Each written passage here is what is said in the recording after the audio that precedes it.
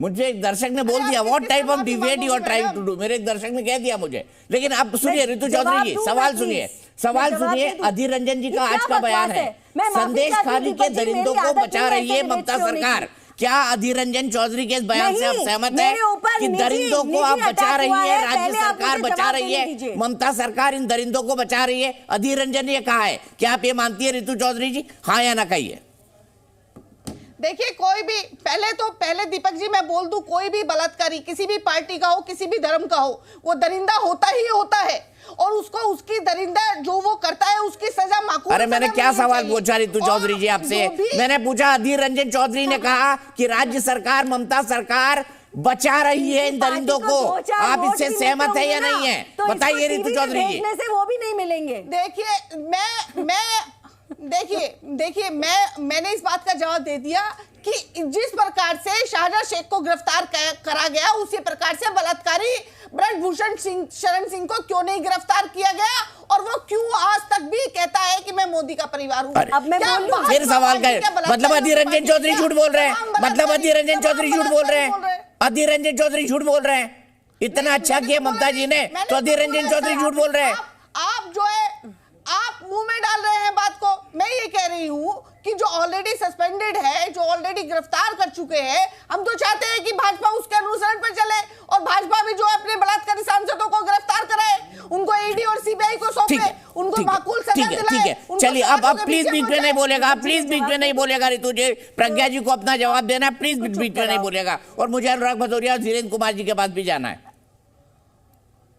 जी, दोनों से मेरी माफी है। अनुराग जी, वीरेंद्र जी, मुझे 1 मिनट का समय दीजिए, उसके बाद आप बोलिएगा। पहली बात तो मैं ये कहना चाहती हूँ कि जिस पार्टी की प्रवक्ता टीवी पर आकर इस तरीके से चीखती चिल्लाती है, वो अपने पार्टी का नुकसान कर रही है, फायदा नहीं कर रही। दूसरी बात यह है कि मैं इनको थोड़ी सी सिंपल बातें पढ़ा दूं। ईडी का जो केस है वो इसीलिए है। अब फिर से यही बात है दीपक जी, क्या डिस्कोर्स है? देखिए, फिर आप मुझे मत बुलाइए, क्योंकि मच्छी बाजार में चीखने का काम मेरा नहीं। मैं तथ्यों पर बात कर कैसे प्रवक्ता बुला के रखे हैं आपने? मैं तथ्यों पर बात कर सकती हूं। अब प्लीज मुझे, मैं चाहता नहीं हूं, मैं किसी की आवाज बंद नहीं करता हूं। अब मुझे गुस्सा आ रहा है, मैं वाकई आवाज बंद कर दूंगा। दीपक जी, अब मैं चली जाती हूँ, क्योंकि मुझे जो कहना होगा मैं सोशल मीडिया पे कह दूंगी, आपके चैनल के माध्यम से। तो मैं चिल्लाने के हिस्से में नहीं बैठ सकती। चलिए आप नंबर नाराज होइए, मैंने कह दिया, मैं उनको हटा दूंगा अगर उन्होंने बीच में बोला तो। धन्यवाद। सीबीआई के पास ये केस इसीलिए गया है क्योंकि संदेश खाली के अंदर जब सीबीआई एक सर्च वारंट लेकर गई थी, सीबीआई के अफसरों को इनके ही कार्यकर्ताओं ने मारा पीटा था और भगाया था। ये हालत है पश्चिम बंगाल में, इसीलिए सीबीआई को ये केस दिया गया है।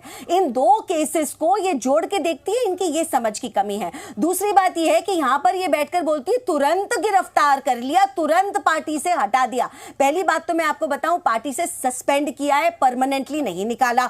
अभी भी परमानेंटली नहीं निकाला और सस्पेंड करने में भी 55 दिन लगे हैं इनको।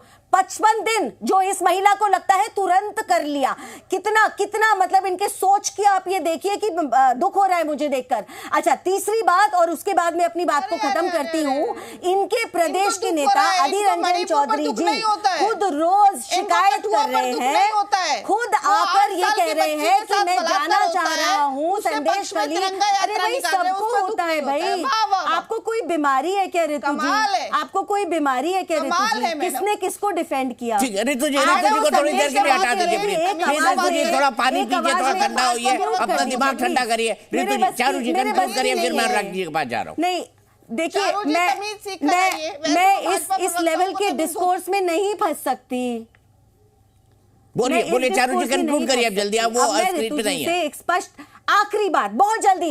अच्छा, और दोनों से माफी है जिनको इंतजार करा रही हूं, बट महत्वपूर्ण बात यह है, कांग्रेस के नेता, कांग्रेस के अध्यक्ष अधीर रंजन चौधरी जी जब जाना चाहते हैं संदेश खाली उनको, और वो कहते हैं ये सरकार ने गलत किया है, ये आदमी क्रिमिनल है, इसको पुलिस को सौंपिए, इसके ऊपर केस चलाइए। अपने खुद के पार्टी के नेता के खिलाफ ये यहां बैठकर इसीलिए बोल रही है क्योंकि ना आज इनकी प्रियंका दीदी के मुंह में जबान बची है, ना सोनिया जी के मुंह में जबान बची है। संदेश खाली के बारे में ये बात नहीं करेंगे, सारी दुनिया के बारे में बात करेंगे और संदेश खाली को भूल जाएंगे।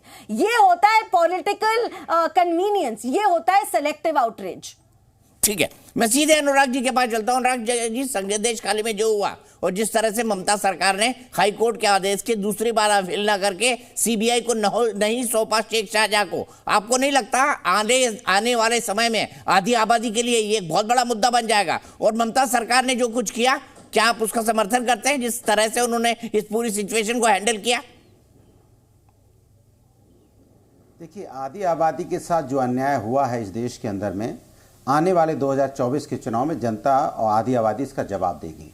संदेश खाली में जो हुआ गलत हुआ, अपराधी जेल में है, कांग्रेस ने भी वहाँ धरना प्रदर्शन दिया, आवाज़ उठाई और आज अपराधी को सजा मिल रही है। लेकिन सवाल तो ये भी उठता है ना दीपक, कहाँ सजा मिली भाई? अभी तो पकड़ा गया है वो।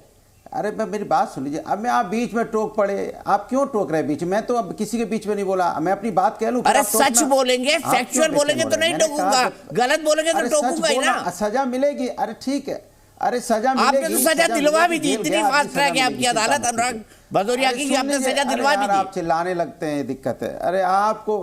अरे आप चिल्ला क्यों रहे भाई? मुझे समझ में नहीं आता, आप इतना परेशान क्यों होते आते मेरी बात सुनते ही?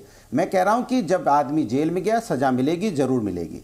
सवाल ये उठता है कि जब महिला पहलवानों के साथ अन्याय होता है, महिला पहलवान घसीटी जाती हैं, तो बीजेपी की तो किसी की आवाज़ भी नहीं निकली। 500 मीटर की दूरी पे सब लोग रहते हैं, कोई मिलने तक नहीं जाता है। मणिपुर में बेटियों के साथ क्या हुआ किसने नहीं देखा? वो कारगिल पे युद्ध करने वाला सैनिक की पत्नी के साथ भी अन्याय हुआ, क्या बोला उसने? मैं राष्ट्र बचा पाया लेकिन अपनी बीवी की सम्मान नहीं बचा पाया। किसके राज में था ये रोने में, ये दुखदायी खबर नहीं है? ये यहाँ पे बीएचयू की घटना, जिस तरह से बेटी के साथ अन्याय हुआ, आईटी सेल बीजेपी के लोग उसमें इन्वॉल्व पाए गए, ये शर्म की बात नहीं है? ये शर्म की बात नहीं है कि जिस तरह से हथरस की बेटी को रात के अंधेरे में पेट्रोल डाल के उसका अंतिम संस्कार कर दिया गया? ये शर्म की बात नहीं है? शर्म की बात ये नहीं है कि किस तरह अंकिता भंडारी का केस आपको देखने को मिला? ये शर्म की बात नहीं है? ये शर्म की बात नहीं है कि कानपुर के अंदर में 2 बेटियां सुसाइड कर लेती हैं, आत्महत्या कर लेती हैं? ये चिंता की बात नहीं है?